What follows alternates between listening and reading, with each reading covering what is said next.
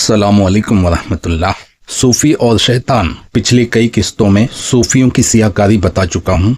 आज इस किस्ते में तसव्वुफ और इस्लाम में फ़र्क क्या है और इनसे कैसे निपटा जाए, इसके बारे में कुछ चीज़ें मैं आपके सामने रखूँगा। अहले तसव्वुफ से किस तरह बहस की जाए।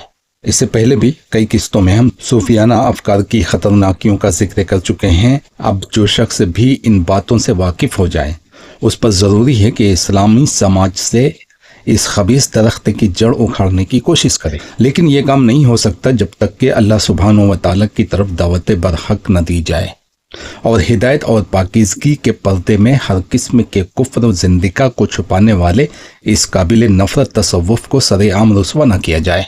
इसलिए ज़रूरी है कि जिस शख्स को हक मालूम हो जाए वो इसे फैलाने और आम करने की कोशिश करे। इसी तरह ये भी ज़रूरी है कि जिस शख्स को इस शर का इल्म हो जाए वो इस दरख्त को जड़ से उखाड़ने की कोशिश करे। चूँकि बेशतर तालिबे इल्म तसव्वुफ की हकीकत को नहीं जानते और इसकी कुफरियात, अकाज़ीब, अबातील और लाफ व गज़ाफ से वाकफियत नहीं रखते, इसलिए सूफियों से बहस करते हुए बेहतरीन जवाब नहीं दे पाते और ना उन्हें हक पर काने कर पाते हैं।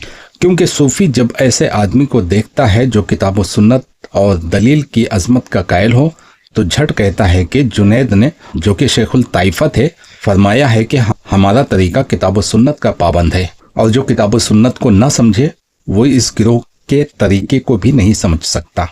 और फला ने ये कहा है और फला ने वो कहा है, और ये भी फरमाया है कि मेरे दिल में इस गिरोह का कोई नुक्ता जागुज़ी होता तो मैं इसे बयान नहीं करता जब तक कि मैं इसके लिए किताब व सुन्नत से दो शाहिद न पा जाऊं। और ये बातें सुनकर सूफियों की राहें न जानने वाला तालिबे इल्म समझता है कि ये लोग दीन के माहिर हैं और वरा व इखलास के ऐसे मकाम पर फाइज हैं कि कोई बात उस वक्त तक नहीं बोलते जब तक कि वो किताब व सुन्नत के मुआफिक न हो। वो समझता है कि ये लोग अपने अक़वाल व अफ़आल में किताब व सुन्नत के पैरोकार हैं, इसलिए बेचारा नादिम और उमूमन लाजवाब हो जाता है। अलबत्ता कभी कभी ये पूछ बैठता है कि फिर ये लोग अपने उर्स और अपनी महफिलों में नाचते क्यों हैं और चीखते चिल्लाते क्यों हैं। मगर इसके जवाब में वो कठहुज्जत सूफी कहता है, नहीं, ये तो गफलत के मारे हुए आवाम हैं, हकीकी सूफी नहीं हैं। सूफियत तो कुछ और ही है। हालांकि ये बात फितरी तौर पर झूठ होती है, लेकिन इस किस्म का जवाब तालिबे इल्म पर चल जाता है और वो चुप हो जाता है। नतीजा ये होता है कि तसव्वुफ इस उम्मत के जिस्म में अपना काम करता रहता है और पता भी नहीं चलता, क्योंकि बहुत से तालिबे इल्मों को इतना वक्त नहीं मिलता कि तसव्वुफ की किताबें देख सकें और उनमें से जो कुछ है उसकी हकीकत को मालूम कर सकें।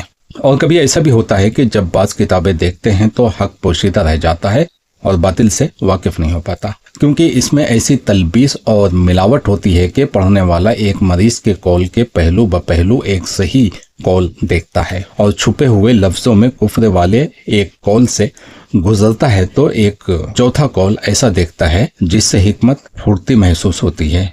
इसलिए वो गड़बड़ा जाता है और हकीकत नहीं देख पाता और ये नहीं समझ पाता कि वो कौन से रास्ते से गुजर रहा है। इसलिए हम तसव्वुफ की बुनियादी और कुल्ली कज़ियों को बतलाने और असातीन तसव्वुफ के साथ मुबासा का ढंग बताने के लिए मुख्तसर तौर पर किस्तों के जरिए आपके सामने रख रहे हैं। इसकी रोशनी में बहस करने वाला अगर एक मुब्तदा तालिबे इल्म भी हो तो वो भी उनको मगलूब और खामोश कर लेगा, और ये भी हो सकता है कि उन्हें सिरात मुस्तकीम की हिदायत भी मिल जाए। तसव्वुफ गंदगियों का एक समंदर है। सबसे पहले ये जानना चाहिए कि तसव्वुफ गंदगियों का एक समंदर है, क्योंकि अहले तसव्वुफ ने हिंदुस्तान, ईरान और यूनान के फ़लसफ़ों में पाए जाने वाले हर तरह के कुफ्र, ज़िंदगा को और करामता और बातनी फ़िरक़ों के तमाम मक्र फ़न को, खुराफियों की सारी खुराफात को, दज्जालों के सारे दज्जाल को और शैतानों की सारी वही को इकट्ठा कर लिया है और इन सब को तसव्वुफ के दायरे और उसके उलूम व उसूल और कश्फ के सांचे में ढाल लिया है। मखलूक की तरफ खुदाई की निस्बत से लेकर हर मौजूद को ऐन खुदा करार देने तक तुम्हारी अक्ल रोए ज़मीन पर जिस कुफ्रिया अकीदे का तसव्वुर कर सकती है वो तुम्हें तसव्वुफ में ज़रूर मिल जाएगा। इस मकसद के लिए आपके जहन में तसव्वुफ का वाज़े नक्शा आ जाए, हम आपके सामने सूफियों के अकायद का और दीन तसव्वुफ और दीन इस्लाम की बुनियादी फ़र्क का एक बहुत ही मुख्तसर सा खुलासा पेश करते हैं। इस्लाम और तसव्वुफ के दरमियान बुनियादी फ़र्क क्या है? इस्लाम का मनहज और रास्ता तसव्वुफ के रास्ते और मनहज से एक इंतहाई बुनियादी चीज में अलहदा है, और वो है तलकी, यानी अकायद और अहकाम के सिलसिले में दीनी मार्फत के माखज़।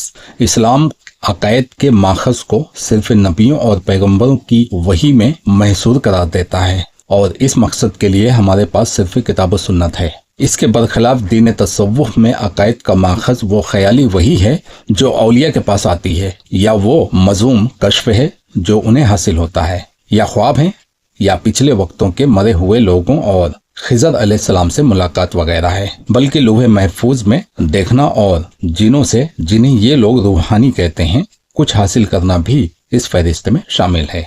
इसी तरह अहले इस्लाम के नज़दीक शरई अहकाम का माखज़ किताब व सुन्नत और इजमा और क़यास है, लेकिन सूफियों की शरीयत ख्वाबों, खिज़र और जिनों और मुर्दों और पीरों वगैरह पर कायम है। ये सारे लोग ही शारे हैं, इसीलिए तसव्वुफ के तरीके और शरीयतें मुख्तलिफ और मुतअद्दिद हैं, बल्कि वो कहते हैं कि मखलूक की सांस की तादाद के मुताबिक रास्ते हैं और सब के सब अल्लाह की तरफ जाते हैं। इसलिए हर शेख का अपना एक तरीका और तरबियत का अपना एक उसूल है, उसका अपना मखसूस जिक्र अस्कार है। मखसूस शायर हैं, मतलब शरीयतें हैं, शायर मखसूस शवायर हैं और मखसूस इबादतें हैं। इसीलिए तसव्वुफ के हजारों बल्कि बेशुमार और अकीदे और शरीयतें हैं, और सबको तसव्वुफ का नाम शामिल है। यह है इस्लाम और तसव्वुफ का बुनियादी फ़र्क है। इस्लाम एक ऐसा दीन है जिसके अकायद मुतय्यन हैं, इबादत मुतय्यन हैं और अहकाम मुतय्यन हैं। इसके बरखिलाफ तसव्वुफ एक ऐसा दीन है जिसमें ना अकायद की तय्युन है, ना शराय और अहकाम की। ये इस्लाम और तसव्वुफ के दरमियान अजीम तरीन फ़र्क है। सूफी अकीदे के तफसीली खतूत अल्लाह के बारे में अहले तसव्वुफ के मुख्तलिफ अकीदे हैं। एक अकीदा हुलूल का है, यानी अल्लाह अपनी किसी मखलूक में उतर आता है, दाखिल हो जाता है, यह हल्लाज का अकीदा था। एक अकीदा वहदतुल वजूद का है, यानी खालिक मखलूक जुदा नहीं, दो ही नहीं है। यह अकीदा 3री सदी से लेकर मौजूदा ज़माने तक राइज रहा, और आखिर में इसी पर तमाम अहले तसव्वुफ का इत्तेफाक हो गया। इस अकीदे के चोटी के हज़रात इब्ने अरबी, इब्ने सबईन, तिलमसानी, अब्दुल करीम जैली, अब्दुल गनी नाबलसी हैं, और जदीद तुर्क तसव्वुफ के आम अफराद भी इसी पर कारबंद हैं। नबी सल्लल्लाहु अलैहि वसल्लम के बारे में भी सूफियों के मुख्तलिफ अकीदे हैं। बाज़ का ख्याल है कि रसूलुल्लाह सल्लल्लाहु अलैहि वसल्लम उनके मर्तबा और मुकाम को नहीं पहुंच सकते, और आप अहले तसव्वुफ के उलूम से नावाकिफ हैं, यानी नबी सल्लल्लाहु अलैहि वसल्लम अहले तसव्वुफ के उलूम से नावाकिफ हैं। जैसा कि बायज़ीद बुस्तामी ने कहा है कि हम एक ऐसे समंदर की तह में पहुंच गए जिसके साहिल पर अंबिया खड़े रह गए। इसके बरखिलाफ बाज़ दूसरे सूफियों का अकीदा है कि मोहम्मद सल्लल्लाहु अलैहि वसल्लम इस कायनात का कुब्बा हैं, और आप ही वो अल्लाह हैं जो अर्श पर मुस्तवी है, और आसमान और ज़मीन और अर्श व कुर्सी और सारी कायनात आपके नूर से पैदा की गई है। आप पहला मौजूद हैं और आप ही अल्लाह के अर्श पर मुस्तवी हैं। ये इब्ने अरबी और उसके बाद आने वाले सूफियों का अकीदा है। औलिया के बारे में भी सूफियों के मुख्तलिफ अकीदे हैं। बाज़ सूफिया वली को नबी से अफजल कहते हैं, और आम सूफिया वली को तमाम सिफात में अल्लाह का बराबर मानते हैं। उनके ख्याल में वली ही पैदा करता है, रोजी देता है, जिंदा करता है और मारता है, और कायनात में तसर्रुफ करता है। सूफिया के नज़दीक वलायत के बंटवारे भी हैं। चुनांचे एक गौस होता है जो कायनात की हर चीज पर हुक्म चलाता है। 4 कुतुब होते हैं जो गौस के हुक्म के मुताबिक कायनात के चारों कोने थामे हुए हैं। 7 अब्दाल होते हैं जिनमें से हर एक गौस के हस्बुल हुक्म 7 बड़े आजमों में से किसी एक बड़े आजम पर हुकूमत करता है।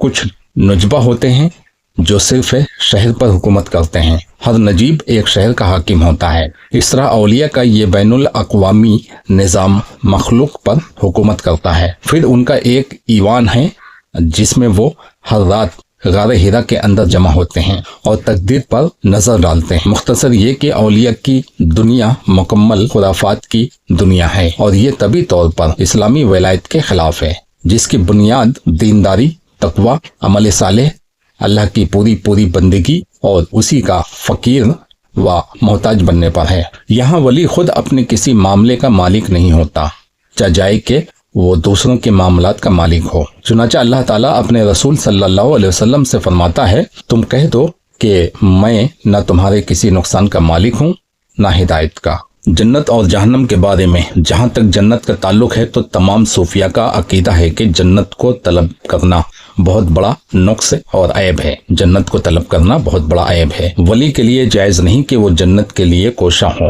اور اسے طلب کرے۔ جو جنت طلب کرتا ہے وہ ناقص ہے۔ ان کے ہاں طلب اور رغبت صرف اس کی ہے کہ وہ اللہ میں فنا ہو جائیں، غیب سے واقف ہو جائیں اور کائنات میں تصرف کریں۔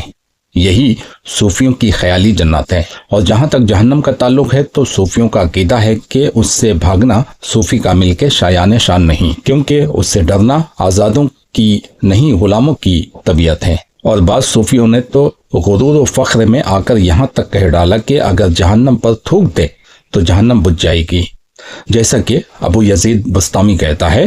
پھر صوفیہ وحدت الوجود کا عقیدہ رکھتے ہیں۔ ان کا عقیدہ ہے کہ جو لوگ جہنم میں داخل ہوں گے ان کے لیے جہنم ایسی شیریں اور ایسی نعمت بھری ہوگی کہ جنت کی نعمت سے کسی طرح کم نہ ہوگی، بلکہ کچھ زیادہ ہی ہوگی۔ یہ ابن عربی کا مذہب اور عقیدہ ہے۔ ابلیس اور فرعون، جہاں تک ابلیس کا معاملہ ہے تو عام صوفیوں کا عقیدہ ہے کہ وہ کامل ترین بندہ تھا اور توحید میں ساری مخلوق سے افضل تھا، کیونکہ اس نے ان کے بقول اللہ کے سوا کسی اور کو سجدہ نہیں کیا، اس لیے اللہ نے اس کے سارے گناہ بخش دیے اور اسے جنت میں داخل کر دیا۔ اسی طرح فرعون بھی ان کے نزدیک افضل ترین موحد تھا، کیونکہ انا ربکم الاعلیٰ یعنی میں تمہارا سب سے اعلیٰ پروردگار ہوں۔ اس نے حقیقت پہچان لی تھی، کیونکہ جو کچھ موجود ہے وہ اللہ ہی ہے۔ پھر ان کے خیال میں ایمان لے آیا اور جنت میں داخل ہو گیا۔ استغفر اللہ۔ صوفیوں کا عقیدہ ہے کہ نماز، روزہ، حج، زکوٰۃ یہ سب عوام کی عبادتیں ہیں۔ صوفی حضرات اپنے آپ کو خواص یا خاص الخاص کہتے ہیں، اسی لیے ان کی ساری عبادتیں بھی خاص قسم کی ہیں۔ پھر ان کے ہر گروہ نے اپنی ایک مخصوص شریعت بنائی ہے، مثلا مخصوص حیت کے ساتھ مخصوص ذکر، خلوت، مخصوص کھانے اور مخصوص لباس اور محفلیں۔ پھر اسلامی عبادات کا مقصد نفس کا تزکیہ اور معاشرے کی پاکیزگی ہے، مگر تصوف میں عبادات کا مقصد یہ ہے کہ دل کو اللہ کے ساتھ باندھ دیا جائے تاکہ اللہ سے براہ راست فیض حاصل ہو اور اس میں فنا ہو جائے، اور رسول سے غیب کے راستے مدد حاصل ہو اور اللہ کے ساتھ متصف ہو جائیں، یہاں تک کہ صوفی کسی چیز کو کہے کن یعنی ہو جا تو وہ ہو جائے، اور وہ مخلوق کے اسرار پر مطلع ہو اور سارے ملکوت کو دیکھے۔ اور تصوف میں اس کی کوئی اہمیت نہیں کہ صوفیوں کی شریعت محمدی اور اسلامی شریعت کے کھلم کھلا خلاف ہو۔ چنانچہ حشیش یعنی گانجا اور شراب پینا اور عرسوں اور ذکر کے حلقوں میں مردوں عورتوں کا خلط ملط ہونا کوئی اہمیت نہیں رکھتا، کیونکہ ہر ولی کی اپنی شریعت ہے جسے وہ براہ راست اللہ تعالیٰ سے حاصل کرتا ہے، اس لیے اس کی کوئی اہمیت نہیں کہ وہ رسول اللہ صلی اللہ علیہ وسلم کی لائی ہوئی شریعت کے موافق ہے یا نہیں، کیونکہ ہر ایک کی اپنی شریعت ہے، اور نبی صلی اللہ علیہ وسلم کی شریعت عوام کے لیے ہے اور پیر اور صوفی کی شریعت خواص کے لیے ہے۔ یہی حال حلال و حرام کا بھی ہے۔ صوفیوں میں جو لوگ وحدت الوجود کے قائل ہیں ان کے نزدیک کوئی حرام نہیں، کیونکہ ہر موجود ایک ہی ہے، اسی لیے ان کے اندر ایسے ایسے ہوئے ہیں جو زندگ یا لوتی تھے یا گدھیوں کے ساتھ کھلم کھلا دن دہاڑے بدفعلی کرتے تھے۔ پھر انہی میں وہ بھی تھے جو عقیدہ رکھتے تھے کہ اللہ نے اس سے سارے احکام ساقط کر دیے ہیں اور ان کے لیے وہ چیز حلال کرتی ہے جو دوسروں پر حرام تھی۔ حکومت، سلطنت اور سیاست